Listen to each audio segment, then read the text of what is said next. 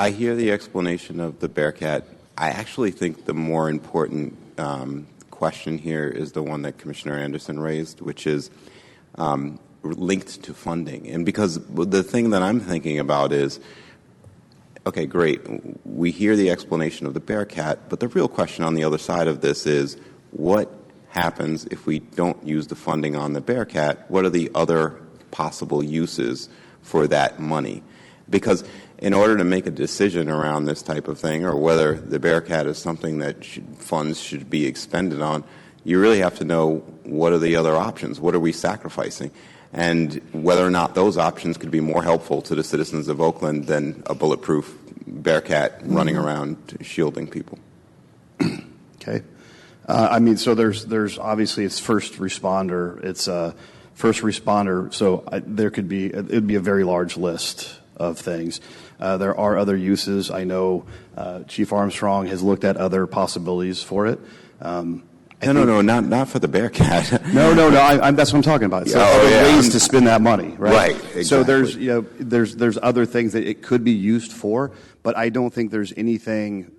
There's nothing that even measures as close to the actual direct immediate safety of officers who are out in the field facing armed confrontation. Well, I mean, that's your opinion, right? But you might show us the other uses and we might feel something differently. Well, I'm just saying it's directly, that is the only thing that is between the flesh of officers and bullets from people. I'm saying there's no other thing. I mean, we could do motorcycles, not for a rifle round though. Okay, so I have a question as well. Actually, I have several, but I'll just ask one for now.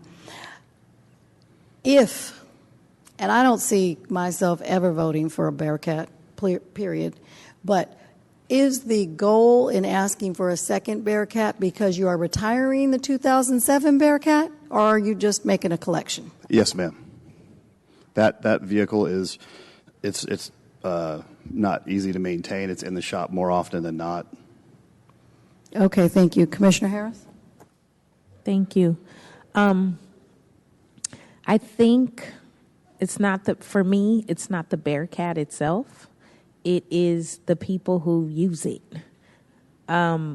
We are far away from training de-escalation tactics. I think we need to focus more on something like that because we used the BearCat and it got a really bad rap when Joshua Pawlik was killed. And so I think that's where everybody had a visual of the way the BearCat was used and the decision making that went behind it. And I don't think it's so much of the BearCat. I think it's the decision making that makes us very leery about getting another vehicle like that. Because it's like, what else? Are you going to come out? There was a man who was, coming from a citizen perspective, not from an officer perspective. He was laying on the floor in a sleeping bag, shallow breathing, and they brought a BearCat. I know he had a gun. However, there's many guns in Oakland, and you've dealt with similar situations where people have pointed them at you. But I've actually seen on TV where a person walked into a school, shot up the school, and they walked him out. They walked him out, and they arrested him without a BearCat. So I think just giving you a perspective, just it's not the BearCat itself, it's just the decision making. And I absolutely respect that. The funeral today for the Sacramento police officer, she sat there for 45 minutes until they could get an armored vehicle to come get her because every time they went to grab her because she was out in the open, the suspect just effectively shot at the officers trying to rescue her. So they sat there and watched her bleed out for 45 minutes until they could get a BearCat because theirs was broke and they had to go to a neighboring city to borrow one. So it is critical. It is important, and I understand sometimes it's very hard to follow, especially and I don't know anything about the investigation because it's separate between our internal affairs and a personnel matter. So I don't know, but I do know that the policy that you guys will get is very strict. It's very stringent on when, where, who, and I think that's what we're looking at from this commission. Is to look at the policy and make sure it's a sound policy and make sure that if there was something that went wrong in the past that it does not happen again. Commissioner Brown. Thank you for coming tonight. I had a couple of questions for you. When you listed the number of deployments, does that include staging without it being used? Yeah. So, and that was so I had explained like the reactive deployments for the BearCat. One of the things that we do as a matter of homeland security things would be for like Raider games.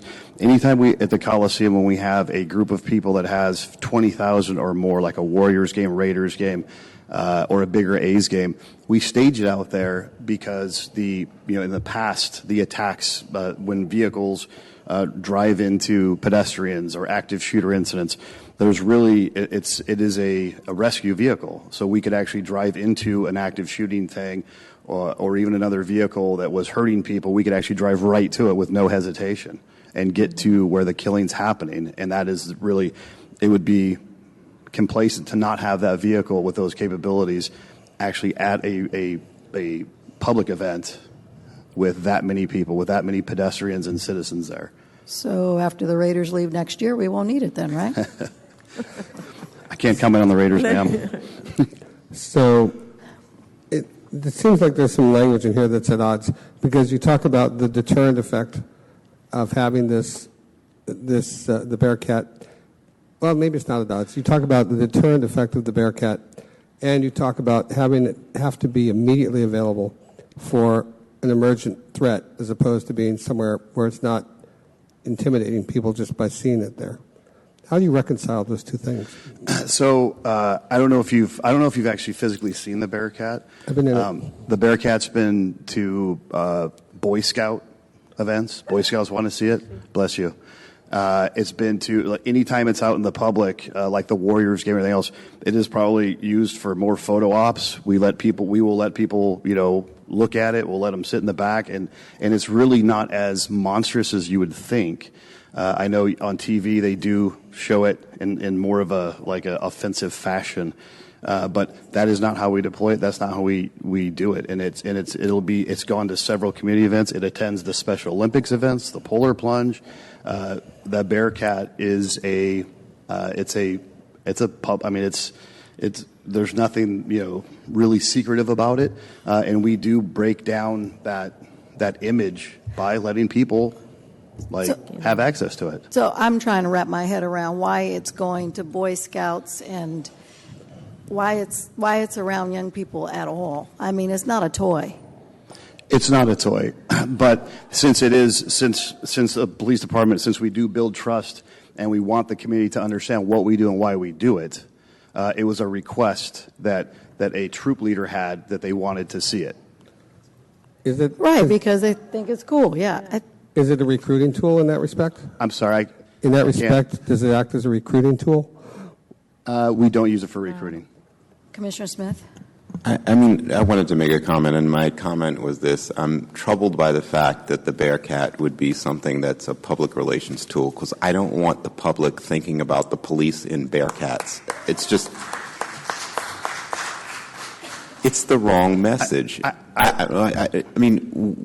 What I want to see is I want to see officers connecting with people in the community, and not around like military hardware, not around like bulletproof vehicles, not around stuff that suggests use of force, not around that kind of stuff. And so when I hear you saying that, we deploy the BearCat and bring it to go see the Boy Scouts and to Warriors games and all those kinds of things, I think wrong. That's not the OPD image that we want. What we want is, we don't want people thinking about BearCats and violence when they're thinking about OPD. We want them thinking about officers who can connect with them and who they can actually trust to bring issues to. I think when you said that made me think even more, I don't want a BearCat, and we need to figure out a better way to use those funds. And I'm not saying that, I'm not open to hearing the suggestions, but that is not the public relations tool that I want to hear that OPD is using. So I do want to clarify for the commission.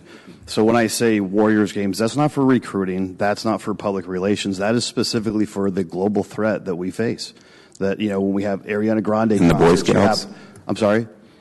And the Boy Scouts. But that's a whole separate thing. So when I say the Boy Scouts, so if somebody contacts and says, we want to see it, we want to know why you have that, we want to see what it is. Yeah, I said no. But then the right answer is, That's not what OPD is. If you want to make a connection with us, meet our officers, learn about them, understand what our commitment is, what we view as most important within this community, which is attaining legitimacy, making sure we're responsive to your needs, and making sure that we provide excellent protection and service to everyone who is entitled to it. Which is That exactly is what the answer should be. Which is exactly what happened that day, because they spoke to walking officers, they talked to patrol officers. So that's just one of the aspects that the Boy Scouts wanted to hear. Mm-hmm. Commissioner Brown. So I'll say in response to that, I think it's not or, right? It's and, right? I think it's both. It's not either, right? I think that the reality is that we have a job to do when it comes to situations where life is at risk, and this is a tool. This is a tool that we use in order to make sure not only for police officers that we rescue citizens that might be in trouble too, that might be in danger of losing their lives. So these are contemporary tools that are used by most police departments in order to protect community. And so I understand that we're not saying that we want to get another militarized vehicle. That's not really our purpose. Our purpose is really to use this vehicle to help rescue officers and keep officers safe when they have to go into very difficult, very serious and critical situations. We had it deployed 2 nights ago where somebody is on a porch firing a gun. We can't send police officers into situations where they might potentially get hurt. That vehicle is a tool to be able to reduce the likelihood that somebody might get injured. And so that's important to police officers, is to know that I am willing to go and put my life in danger, but I also want to have the tools that can help keep me safe. And so if we use it properly, if we follow the policy and guidelines that's set forth, and one thing that Chief Kirkpatrick has done is that as a result of past incidents, she has produced new policy that governs the use of that vehicle. We didn't have that previously. And so now every officer that uses it, every commander that deploys it will now have a policy that they will have to follow, and then they have to actually write an after-action report to explain why they made that decision and why it was appropriate to use that particular vehicle. And so we are, at the executive level, trying to put in mechanisms to ensure that the vehicle is used properly, and we are notified when that vehicle is deployed. So the chief has made it a point to put in the policy that when you deploy it now, you have to actually call a captain to say, hey, I'm preparing to deploy the BearCat. And so by making those calls, we at the highest levels get a chance to understand why in which you want to use that vehicle. And if we determine that it's appropriate to do that, so these mechanisms now, I think, put in some accountability tools to make sure that it's not being deployed in a manner in which is not consistent with our values. So I just offer that to say that the chief is on top of trying to sort of get a clear understanding of when that vehicle should be used and doing it, codifying it in policy. And that'll be coming before you shortly. Thank you very much. I just have to say before we go to public comment that, I love the city of Oakland, and I don't think there should be any place for BearCats. Oh, and Commissioner Anderson and then Dorado. Thank you. I have a couple of follow-up questions and comments. I've heard a lot so far about the rescue capacity of the vehicle. Are you familiar with any rescue agencies that have BearCats, like fire departments or EMS? So this particular one, when we put out for bid, it actually is an Oakland Fire/Police. They actually have the hose adapter on it so that the BearCat could actually pump water on a fire and get close enough to a fire.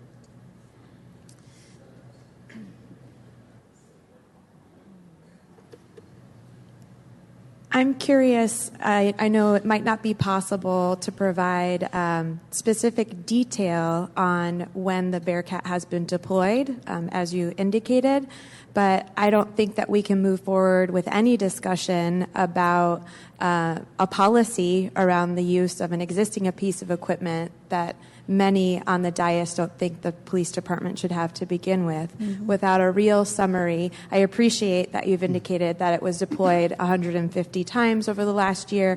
It would be great to know within a calendar year period how often it was in the shop getting repaired, how often it was deployed, for which specific instances. So having that in aggregate summary form will inform us better as we respond to the policy and any future requests around any type of vehicle acquisition. My understanding about the decision that's before us today is, one, whether or not to approve spending of the COPS funds, which I will not, on the procurement of a BearCat, and two, whether or not we're willing to engage as an ad hoc committee with the police department on the policy that's been referred to today. So I believe that those are the two things before us. With that, I want to speak to kind of the division between real or perceived military vehicle. It's my belief that this armored vehicle is a military weapon. And the question for Oakland is, do we want this type of tool to be available for rescue, protection, or a perch to shoot someone from? And I don't think we do. And that's what's really concerning for me. And I think that although this is specific to military equipment, the research that has been done around the 1033 program, which was the controversial federal program around local law enforcement procuring vehicles from our military, that those departments that have militarized tools are more likely to kill their citizens. And that's what we're here to prevent. And certainly I believe you're committed to that goal as well, and very committed clearly to saving lives. And so I'm trying to understand more about how that does that, because I don't see it. What I've seen is the lives that have been harmed and the fear that it's instilled in our community. And I do know that in those same studies, those communities that have reduced or eliminated military-type tools from their suite of tools actually are safer communities. And it's not just for the community at large, but the officers as well. So if anything I have said is not true, I need a different understanding in order to be able to engage in a conversation around a revised policy around something that I think maybe we shouldn't have to begin with. Okay, so going back, we do have the data of all the deployments going back for a calendar year. So we can get that to you for sure. Thank you. 1033 program, we've never accepted any military equipment. I don't even think we have a magazine, like the little magazine they send your department. We have always stayed away from that, and you'll be very happy and comforted to know when it comes to like the rifles, even our SWAT team. We had the option of going full auto. Like, no, we're not in a combat zone. We don't do that. We account for every single round. We don't wear the current OCP, the camouflage fatigues. Our SWAT team wears all black because that's what absorbs light the best, and it kind of blends in with the thing. So there are, we've stayed away from it. There was a time where they did wear those camo for a short period of time, but we got rid of them. It was not while I was the commander. I was actually in the military. I'm still, close to it. So I don't I understand the reason why we don't have a military here, and that's why we don't operate as a military. So I understand that. I respect it very much. And so, yeah, you'll be happy to know that we've never accepted any militarized equipment from the government. Thank you. Yep. Commissioner Anderson, I want to respond to, I think you mentioned a question about why we were here. I think the request is for us to form an ad hoc committee. That's what our request was for that. And I think if we can do that, form that committee, I think we can answer all of those questions. We can give you the ad hoc committee the opportunity to see the vehicle, to review the policy, and then have a conversation and do the research that you'd like us to do regarding the questions that you just raised. So, Commissioner Armstrong, I'm sorry, go ahead. And I also want to provide more context to my background and where my questions come from.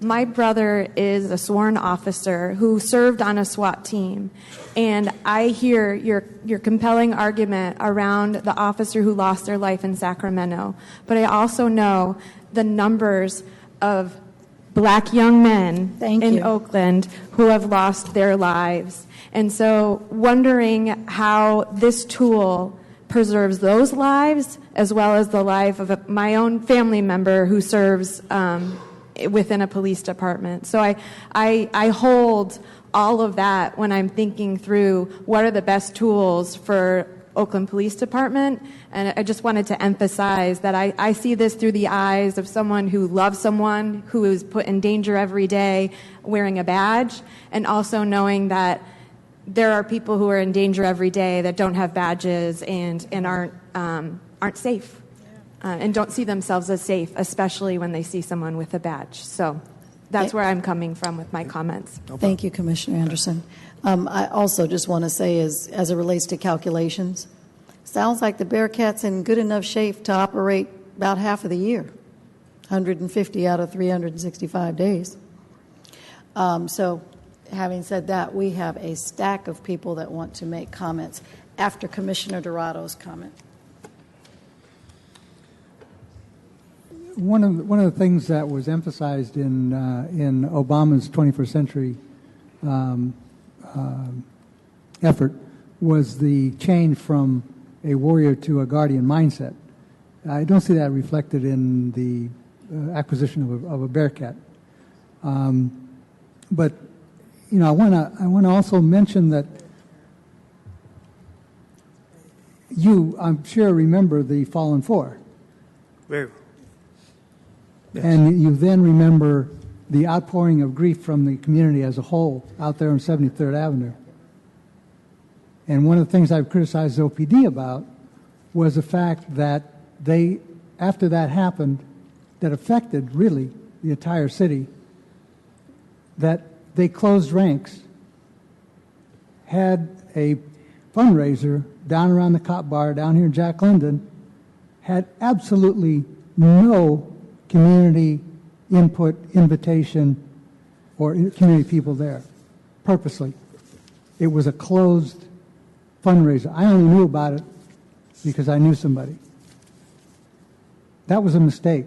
And it was compounded by the fact that on the one-year anniversary, OPD decided to have it in the middle of the afternoon. Again, there was no community involvement whatsoever, even after having seen the outpouring of grief over there on 73rd Avenue from the community as a whole. It was a cross-section of Oakland.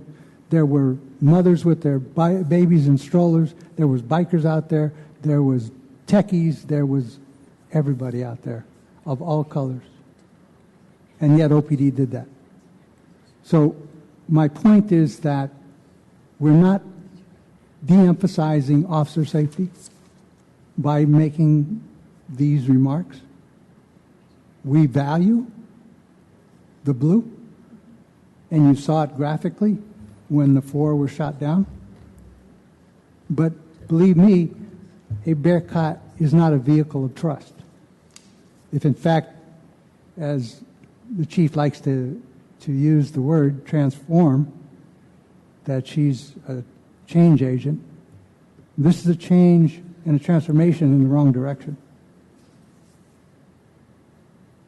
I would like to make a motion.